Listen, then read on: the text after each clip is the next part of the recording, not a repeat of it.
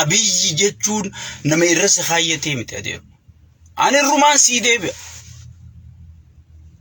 Waa takka sirna kana nuti ilaala mee nuti keessaa yaanaan amma laali mee waan qorqorroo asirraa dulloota mataan akka tokko ta'e gartee kadaa'ibaraan tattaa'u ka asirraa iyyu malee waan maraattu haasoyni siituu jalqabaa fi dhuma hin qabne malee sigale mee piippiin dur nuti kasi nyaggoone sagantaa baafnee fi sirna diriirsine sigale kana sagantaan teenya jenne lafa kaayyenne teessan as kennadhaa jenne itti dhaadan mee piippiin sun eessi jirti piippiin numaa bar sigale dhugaan siimaan piippiin aanaa taayyee hangaasaaf zaaset mee isa jirti natin yoo jiraatte as baatee morbitu sigale waan talkaashaa gartee mataa miilaawuu dubbii siituu gartee irraa quban qabne tanaatu gartee waan ifi jirtu ifseete amma kan jirre barraani ummata fixu seente jechuudha. Ummata fixu seente jechuudha. Mana Oromoo diigu seente jechuudha. Sigale maa mana kana diida aboona mee kunu ilmaan 10 qaba ilmaan 20 qaba qorqorroo takkittii namni ma bitachuu hin danda'u jireenyi qaala'e waan namni walirra kaayee bite tana mana namni biyya Arabaa amata 10 15 20 ol taa'e tokkichaatti ciccitee jaarrate kana diiga dhufe aboo mana kana maaliif diida hoggii ati jette hoggii mana kana maaliif diida ati jette isin amma waan mana kana diiguuf hin beeku hin beeytanii dhaloota ama diidan booda dhufuuf galaaja amma wanni kabajaan abiyyi gaafan akka sheekka abbutatti illee wanni kabajaan an gaafan guyyaa dhaloonni ama diidan booda kawaan ati madalaydu si beeku sun dhufe aangoo irra deebita amma aangoo gadhiisi dhaloonni kun aangoo afaan keetuun beeku sigale wanni ati dalaydu kun hin galuuf nun galu wanni amma wanni inni sigale wanni inni gartee magaalaa diiguuf magaalaa xixiqqoo hararraa tana hunda diiga sigale gaafa amad diidan booda isinii galaa amad 25 booda isinii galaa dhaloota dhufuuf galaa siinja guyyaa dhaloonni sun dhufe kasi understand si godhu sun wanni ati gootu gartee galuuf sun dhufe aangoo irra deebita please amma dhaloota kanaaf hin galtuuf hin dhiisi aangoo gadhiisi sigale aangoo gadhiisi hayyoonni keenyaas dhaamsiniin qabu wanni arrattaame Oromoo irrattaamu jiru kun yoo sin tokkoomse yoo kun dhiibee walis hin fidin sigale bu'aan isin eeydan gartee ayronno naangalu ummanni keenyaas rooroon sirra deemu jirtu kun hayyoota keetirra dhiibbaa gootee yooniif gartee sirna kana hara xumura ofirraa achi dhoofin guyyaa wanni takka sii galu hin jirtu jechuudha. Guyyaa wanni takka sii galu hin jirtu jechuudha. Saniifu ummata kaan manarra diigaa mana malee hambisaa asii masaraa ta'e duroos dhaqee waan waggaa 100 qaallicha du'ee jiru sigale qaallicha du'ee jiru sa'a tanatti masaraa ta'e duroota haarayomsu moo sigale paartii fi haarayomsanii gartee taa'anii istadiif godhanii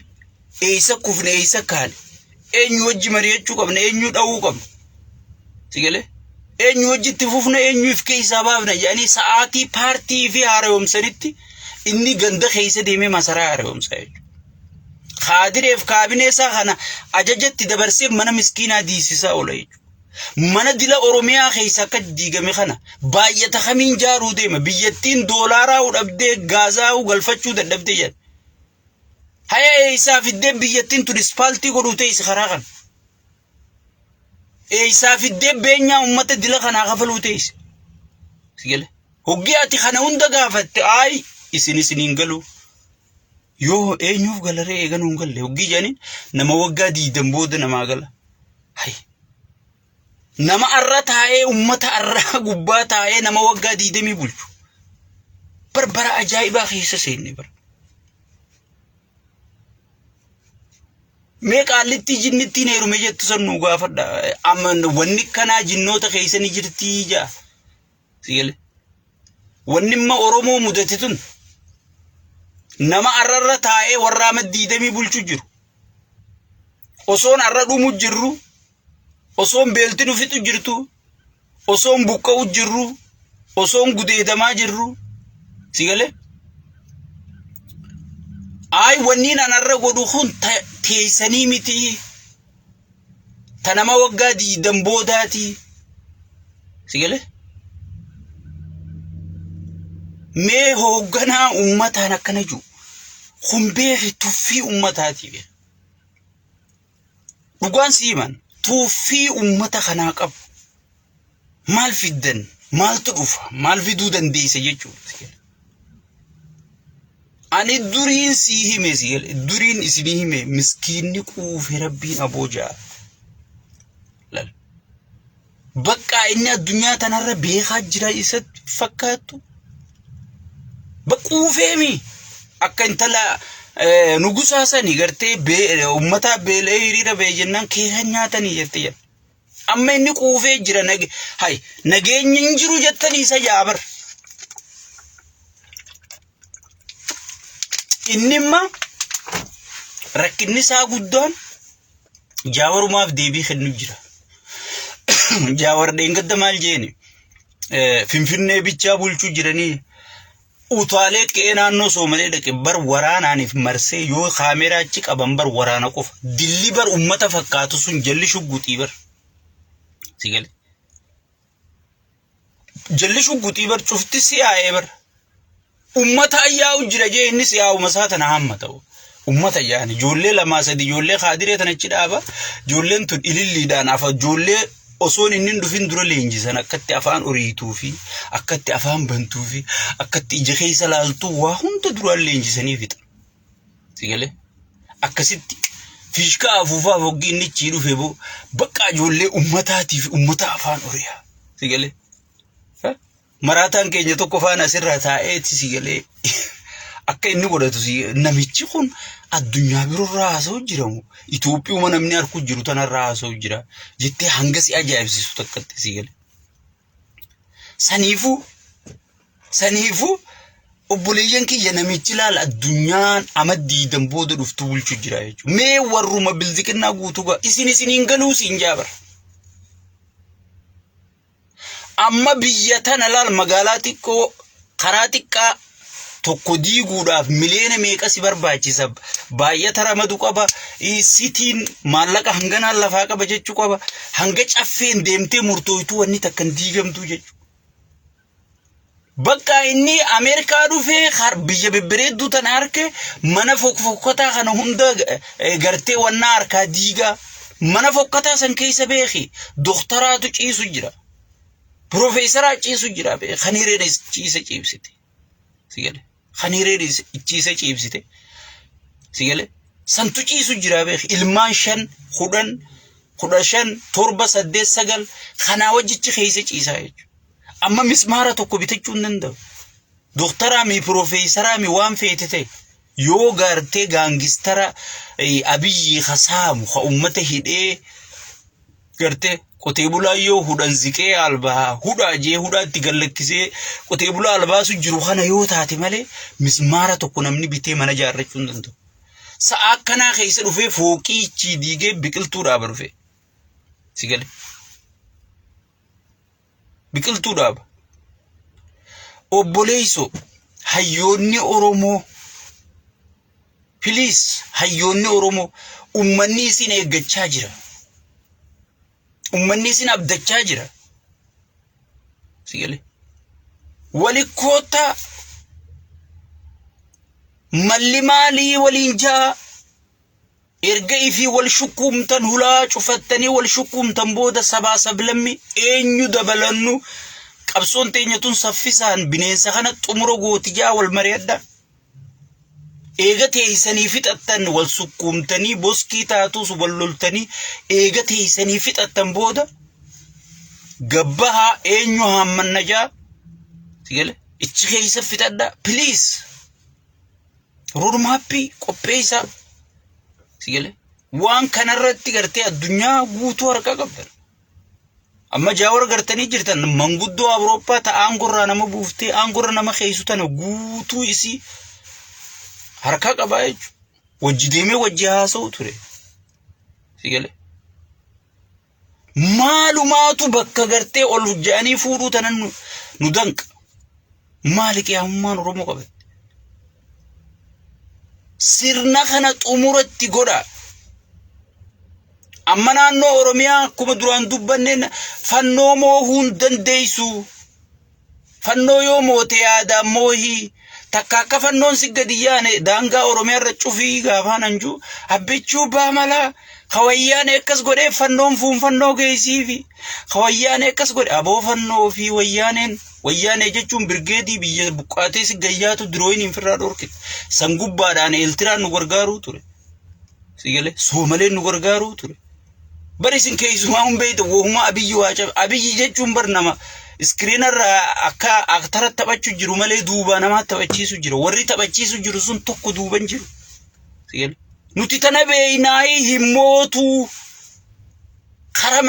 karamarii wanni jechuu eegalleef maali? Aktaroota isa duuba isa taphachiisuutu sigale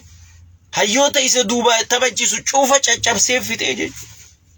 Hanga biyyoota ollaatiin baatutti mana keessaa eegale hanga biyyoota ollaatiin baatutti guutuu namaa caccabsee fixeeti. Fannoo tana mootuu taa'i guyyaan anjuusan haay nama wayyaanee waggaa 100 biyya bulchuuf karoorfatte mooheetu Amaara yoo illee distii waliin dhawan ka'ee horii humoo dhaba yaaboo ati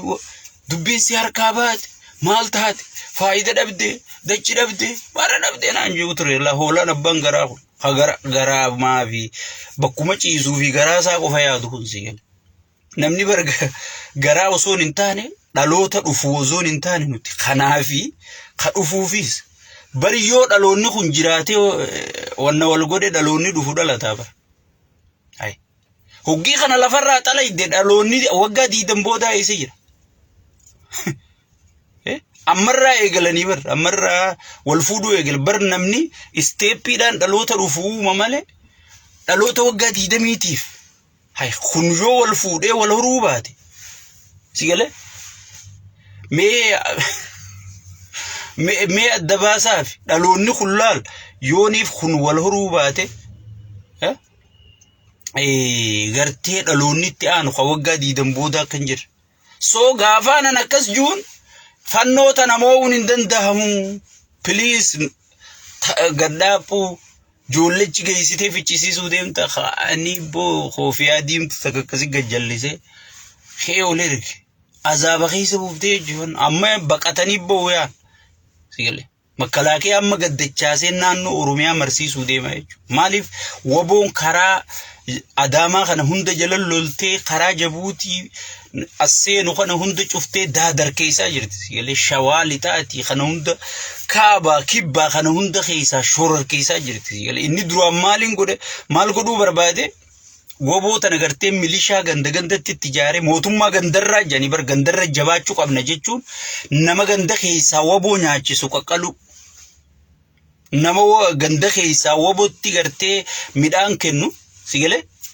akka arra godhan kana garteemi akka arra godhan kana godha je'eeti ajaja gaddabarsee wanni sun hojjechuuf diddee jechuudha. Amma maal godhuu deema makkalaakee Finfinnee qofaaniif marsuu deema jechuudha. Afaanin maal jedha makkalaakee dadhabee mooraa deebifnaa hafuura fudhatu minaamin siin jensi maal mooraan itti deebisan hin jirtu sigale Finfinnee ifi marsuu deema jechuudha. Maaliif karayyuun itti ol deemaa jira jechuudha. Biiroo keessa itti as deemaa jira karayyuu itti sosso'aa jira jechuudha. Ilmaan sabaa sirriitti itti sosso'aa jiran soo saniifuu awwannin isiniin jiru dhumaatiin ganaadha. Amma Harargee keessa maatii Harargee lixatti maal godhan deengatti maatii nam 3 bakka takkatti hin finne bakka ilmoo dhalattee baatii 5 haadharra dhawanii hin finne hidhamee maarree ta'ee siin jedhan eenyu hidhame maqaan isaa eenyu footoon isaa mee yoom hidhame sigale eege hidhame mana murtii dhiyaate hin jiru kijibaa bar namni hidhame hin jiru sigale Harargee baatti kas dhawu jiran ummata Arsii keessatti wallo keessatti wallagga keessatti ajjeesanii sirnuma kanaa beek haree ifarra teessisun